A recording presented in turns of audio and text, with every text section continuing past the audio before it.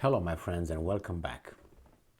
I hope that by now you are familiar with the report that was brought forth, or the report that was, I don't know, brought to us by that investigative journalist, Pulitzer Prize winner, Seymour Hersh, where he states that he claims that an anonymous source with direct knowledge of the whole situation reported to him, disclosed to him, how the Nord Stream pipelines, Nord Stream pipeline 1 and 2, were blown up supposedly by the Americans, according to this Seymour Hersh and his source. He wrote for Substack, and you can find the whole article there because it's very detailed.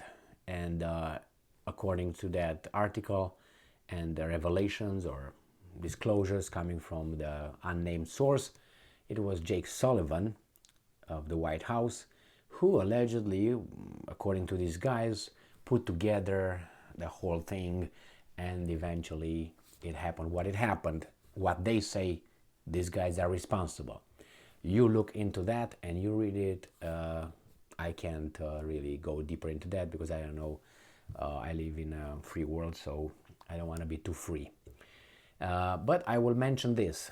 The author of the article, the investigative reporter, Seymour Hersh, he was invited by the Russians to come in front of their House of Representatives, which is Duma for them, and testify in front of the lawmakers, Russian lawmakers, regarding the information he was provided by the source, allegedly, tralala. Now, this article has to do with that, and I think I can talk about it. This article comes from Sputnik. It is from today, February 9th, 2023. It's about the Nord Stream sabotage. Seymour Hersh on calls to testify in Russian Duma over Nord Stream finding. And I'm quoting, "I don't do politics." Now, Pulitzer Prize winning investigative journalist Seymour Hersh told Sputnik in response to a call for him to testify before the Russian Duma on this latest investigative piece on the blowing up of the Nord Stream pipelines that he stays away from politics. And I'm quoting, "Many thanks, but I just do the story, not the politics, ever," end quote. Hersh said on Thursday when asked whether he would consider testifying before the Russian parliament. Earlier on Thursday, Duma member Sultan Kamzayev told Sputnik that Hersh should be invited to the lower house of the Russian parliament to discuss in more detail his investigative piece on the blowing up of the Nord Stream pipelines in September 2022. Kamzayev also said the discussion can be continued within the framework of the parliamentary commission investigating the United States activities regarding biolaboratories in Ukraine. On Wednesday, Hersh wrote an investigative piece describing in detail how U.S. deep-water divers had planted explosives on the three of the Russia's four Nord Stream pipelines. Hersh wrote, based on insider information from sources in the know, that the U.S. detonated the explosive remotely on September 26, 2022, on the order of President Joe Biden. Hersh reported that the explosives were planted during a NATO Baltic Sea exercise last summer and cited a source with direct knowledge of the U.S. operational planning as saying that Norway played a key role in helping the United States organize the attack and keep the Swedish and Danish natives in the dark. So this is the article. United States immediately denied the piece Hersh, brought to light. So did the Norwegians' friends. The Swedes refused to comment because they said it's an ongoing investigation and we don't disclose confidential information. And Denmark, I don't know, Denmark moved to the moon. They can't be reached. I don't know where they're at because there are too many. So anyway, and the Germans are keeping quiet like the pigs in the cornfield.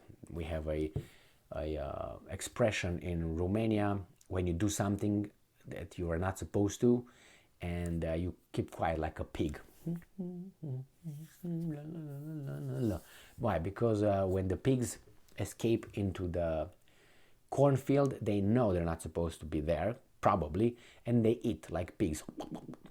So they don't make noise by eating. They're just busy. So it's like, yeah, you keep quiet like a pig eating in a cornfield. Yes, that's exactly what the Germans are doing. Something like that. Now, I don't know what happened. I'm just reporting what these guys are reporting. I'm just discussing. I don't know who did it. And I can tell you that Hersh will not go to Russia. No, let's put it this way. He will not arrive in Russia. Okay? Let's put it this way. Hersh will not get to Russia. That's better put. I think even if he wants to go, he will not get there. And for that, remember Snowden as an example. Remember that one, and that's all good. Not that he would say much over there. He's going to probably say if he goes to the Russians, obviously the Russians want to use him as evidence, and they will ask him all kind of questions and all that. And probably he doesn't want that kind of attention. And probably he knows that he will not reach Russia. That's I think the way certain things happen in the past, and look at Assange, what happened to Assange, who is a criminal and who did what he did and disclosed all that. He has to be, and he is. So Seymour is what, 70 something, or I don't know how old he is, but something like this. If he disclosed the My Lai massacre, U.S. Army massacre in Vietnam in 1969, you can imagine that he's 50 years. If he was 30 then, so he must be 70 at least, or around. Anyway, does he want to risk his life? He's living a good life. I don't think he's terminally ill, to be kamikaze, if you know what I mean. So I would like to know what happened, obviously, and whatever the investigations conclusions or outcome, whatever they determine, or I want to find out. But it seems like I don't think we're going to find out, and that tells me that is the same thing. Is one of the reasons why certain details, or not details, certain files are still locked about Kennedy's assassination. Why? They're all dead. It makes you wonder, right? And they gave you the same reason when 1 year after that they froze all these records and all that. And they say the files are frozen for so people that are still alive don't get them. Now they're all dead. What else is there? Well, I think there's institutions that could be affected by the revelations. Well, you don't have to tell us. We kind of guess already. It's like the fox being in charge of the chicken coop. So anyway, this guy's not gonna go to Moscow, guaranteed. And why should he?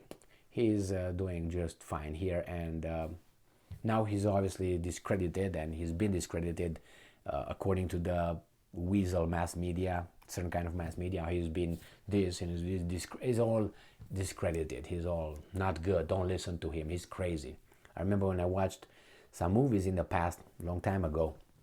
It was a movie, I think, with Mel Gibson. And Mel Gibson, I think he played a role of a kind of a crazy guy, but he was doing certain things outside of what was supposed to be said in the movies. But because he played as telling them as a crazy man, he was interpreted as only a crazy person would say this kind of conspiratorial things and so on. So I guess it's the same thing with Seymour. Oh, don't, he's just a crazy. Oh, he's just a crazy. Don't believe him. You know what I mean? That's it, my friends. It's very strange. From September to February, almost mid-February. What else do they need to find out? It's not like they have they need some chemicals to take time to process and work together to find out if he is the sperm in the rape case. It's not something like a forensic. Oh my God. I wonder what kind of explosives were used. And that could be found in 2 days by the military. Please. It's cling, ling, ling, ling, ling. Thank you very much for being with me again today. Stay strong, stay smart, look for the truth, and be just.